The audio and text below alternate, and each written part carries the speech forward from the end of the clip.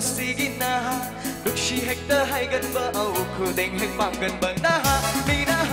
matam sige na Dukshi hekta hay gan ba au khudeng hek pang gan ba pa mi hekta son gan ba banglan hekta sa gan ba bantu hekta yau ning ba rot ba ta tham da ba pa mi hekta son gan ba banglan hekta sa gan ba bantu hekta yau ning ba rot ba ta tham da ba pa kan matam sige pa kan ni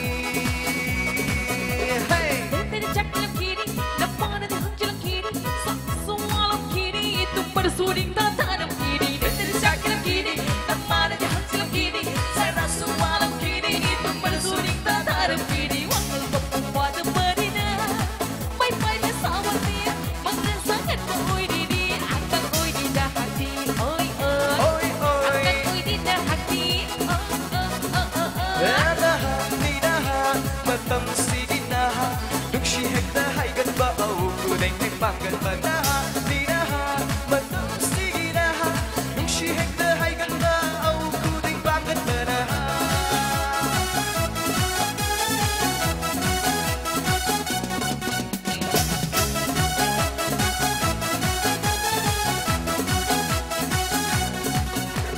Cellphone free the bayredo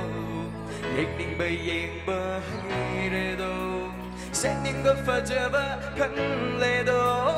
Tongan besazet su hayredo Cellphone free the bayredo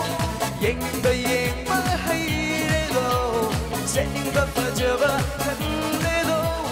Tongan besazet su hayredo Dapat tolong tentang dunia.